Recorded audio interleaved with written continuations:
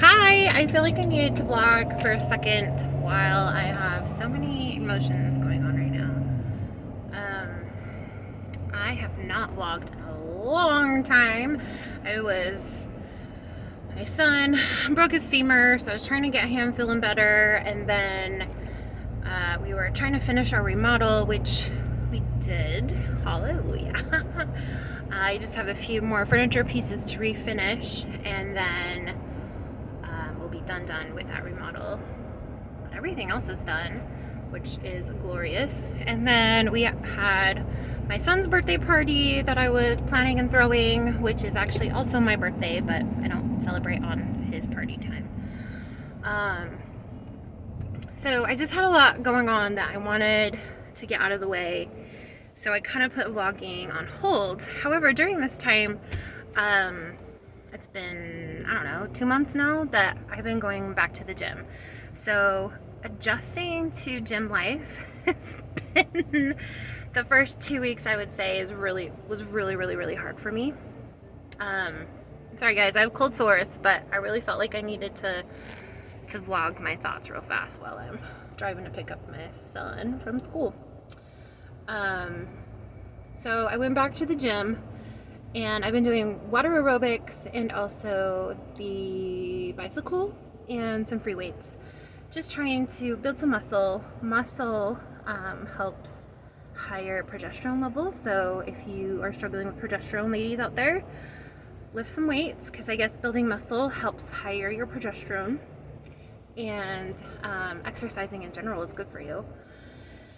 And so I just wanted to start releasing weight again and feeling better about myself. Well, ever since I went back to the gym, I lost 15 pounds, which is 27 total from my highest weight last year. That other weight, I'm assuming I released during the remodel. Lots of physical labor. So I haven't changed the way I eat. I've been eating the exact same. I try to stay low carb as much as possible. And my body keeps telling me that I need to not skip meals. That I know that this intermittent fasting is like super huge right now. But it's not very good for my body. I don't know why, but I gain weight every time I intermittent fast.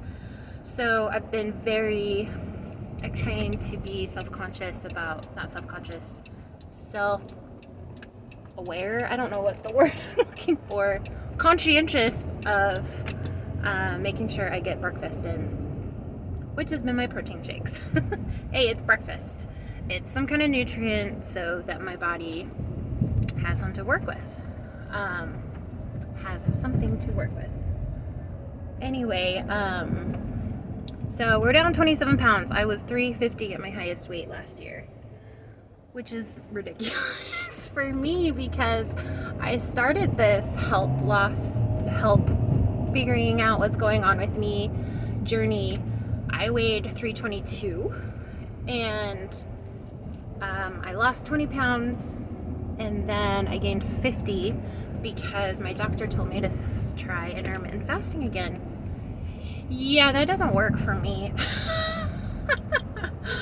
So I shot up 50 pounds. Yeah, so we're just regrouping and trying a different approach by listening to my body and what it needs. Through energy testing, through meditation, and through asking my body, hey, is this what you need at the moment? And listen to those things. Anyway, so doing that, we're down 27 pounds. So I weighed 323 this morning. So, I've been really struggling with fatigue, like extreme fatigue, to the point where I can barely get out of bed or get myself dressed or whatever. And I've experienced this before. I guess I was just really frustrated that I got to that point again, and I just didn't understand why. So I went back to the doctor. We did some more tests, and we oh, there's my son. Pause. Okay, I'm paused. Just picking up my son and just dropped him off, so now I'm gonna sit in the driveway for a second. So I got to the point where my fatigue was so extreme again that I would get out, do a load of laundry, and then have to lay back in bed, get up, give my son lunch, lay back down. It was just getting to the point that I would do one activity and I had to lay back down, and it was getting ridiculous. So I ended up going to the Instacare and seeing if he'd do some blood work. And I asked him specifically, will you test this and this and this and this? Like, these are things that I have had problems in the past. Will you recheck them and make sure I'm golden? And he's like, sure. So he didn't. He did test one test of thyroid. Like, this is what frustrates me, is I specifically listed the tests that I wanted. And I went and they did 3 vials of blood, but they only tested one thing that I asked for. So I asked for both T3 and T4 and the antibody test. And he only tested T4. That was it. Which frustrates me because in the past I've had high antibodies, but my T4 has been normal. So I was like, hey, come on, dude, I specifically asked for it. And then I asked for him if he could retest my progesterone, estrogen. He did not. And I also asked if he would retest my insulin. He did not. So what he did test for, he gave me a T4 test and then a blood count because he thought that I was fighting an infection. And I'm like, hey, I've been experiencing this before. Sorry guys, I just came back from water aerobics, so I'm all wet. So he did a blood count, and then he did, what is that panel where they like test your liver and stuff like that. But he didn't test for the things I wanted him to test for. Everything else, so to no surprise, everything came back normal. And I'm like, that's because you didn't test for what I asked for. Like, I don't know. I was just kind of frustrated. So I'm going to reiterate, guys, you need to be an advocate, your own advocate for your health, because I don't know. I love doctors and I'm very grateful for them. So I don't want this to come across as doctor bashing, because it's not. What I want this to come across as, you have to be, you've got to stand up for yourself, and you have to be your own advocate of your health. And if you know that something's a little off, that something's not right, please be super to the point and not forceful, but stern of what you're needing. Because I am kicking myself in the butt that I didn't, at the end of that doctor's appointment, I didn't say, okay, so which tests did you submit? And I didn't double check. Hey, I want to know what tests you submitted. And I'm kind of kicking myself that I didn't double check with him. But I mean, you would think that I said, hey, this is what I need, and that he would have sent them in. I don't know. So I was frustrated. I asked him, hey, can you at least send in an insulin test, please? Because I've had high insulin in the past, and I really feel like that's what's going on. Actually, I feel so strongly that that's what's going on. I actually put myself back onto metformin, which helps you lower insulin, the night that I got back from the Instacare. I had some leftover for when I was prescribed it a few years ago, and I took it. I was so confident that I was having insulin issues, but at the time I didn't realize he didn't take that test. Anyway, long story short, he finally called in my insulin, and he did not call in an A1C, which I was wondering. I'm like, shouldn't those go hand in hand? Can't we have an A1C just to make sure it's good to go and check my insulin? But I really feel like he only ordered the insulin just to appease me, and that he probably didn't think that something was amiss. Anyway, I got my test results back for my insulin yesterday, and it was ridiculously high. So to give you an idea, you should be below 24 points, essentially. in your insulin to be in a healthy range. When they prescribed me metformin in 2020, I was at 74. So I was triple the normal amount. You needed to be under 24. It's like 24 point something. So we'll say 25. You need to be under 25 points, and I was at 74.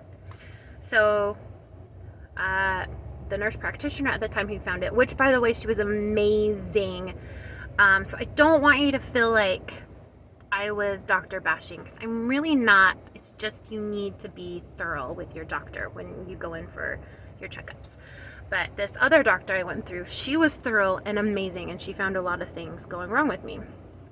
So she discovered it in 2020, the beginning of 2020, before all the craziness happened. So I was on it. I started with 3 doses, went down to 2, went down to 1.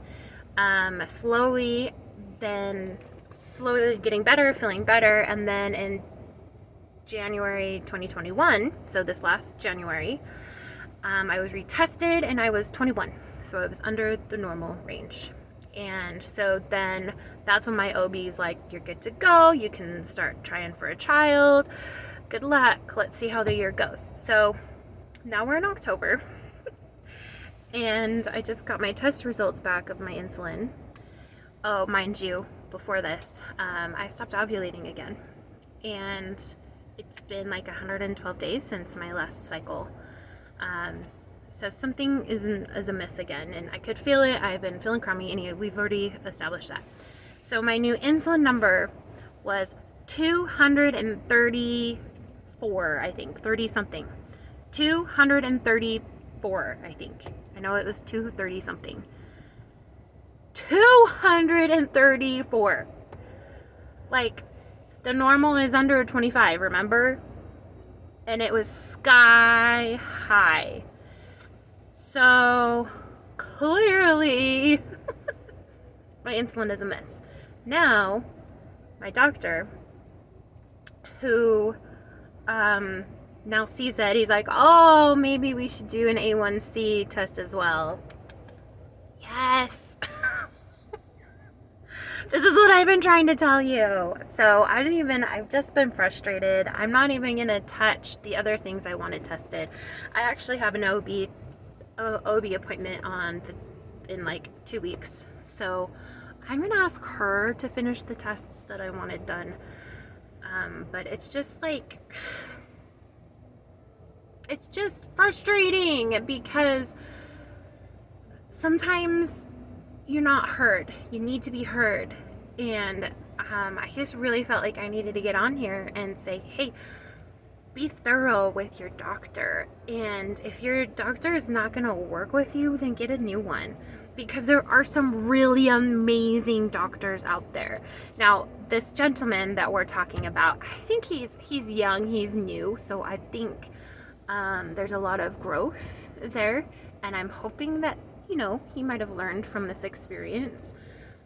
But I'm sure there are so many of you out there that are having issues. And hey, look, like if I didn't push and push, no, I want this test done, he would have said, oh, all of these tests I did are normal, you're fine, you must have just had a bad day. Or I had another doctor say, oh, you're just depressed, I'm going to put you on depression pills. And I was like, no, something's wrong. And that's when we found my insulin issue before that. So it's just frustrating because no, I'm not depressed. I have so much desire. There's so much I want to do. Just my body's been holding me back, and the weight gain and unexplained weight gain. I mean, if I was eating like 5,000 calories a day and gaining 50 pounds in just a few months, then I'd be like, yeah, probably my own fault. But when I was trying to take care of myself, I was intermittent fasting, I was doing low carb, and I gained 50 pounds. Like, isn't that a sign that something's amiss?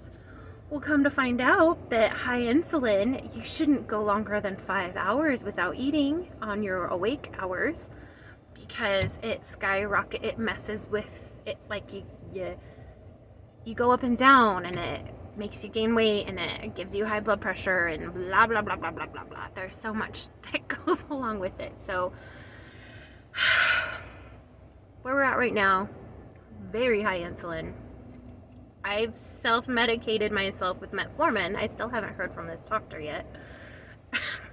And we're waiting for my A1C test. I got it drawn yesterday, so I'll probably get it tomorrow. So if my A1C is a miss, then I'm diabetic. If it's normal, then I have hyperinsulinemia, and I feel like that's the better route to go. A nurse told me that, a family nurse told me that if this is new, if it's a new diagnosis, then it can be reversible if I just keep trying to take care of myself, which this is what I've been doing. How long have I been doing these videos? I don't know. It feels like it's been a couple of years. Was it 2019? I don't know. I kind of lost track of time. But I mean, I've been trying so hard to fight for my health. And it just gets frustrating when I think I'm doing better. I think I've got this. Like, I was healing my gut. I for sure had a leaky gut that I've been working on.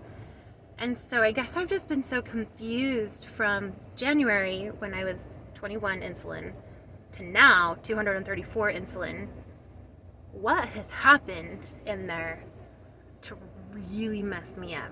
You know, it's just kind of a confusion.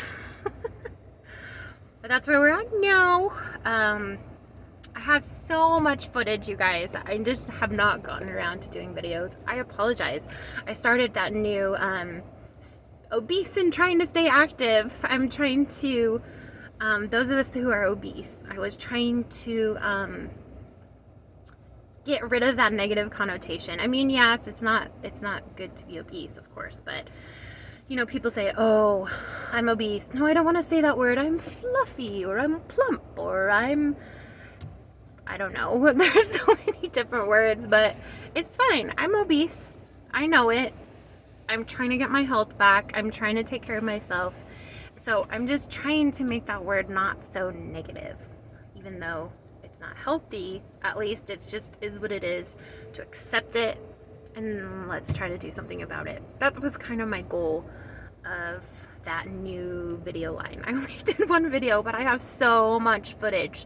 So maybe I'll get around to it. I don't know. We'll see. But I just thought I needed to give you guys a quick update and wish you all the best on your health journeys. And we can do this. I feel confident that I'm going to figure this out, and I'm going to start feeling better and better and better, and all will be well. I know I'm going to get my health back. I can feel it. It just might take some time.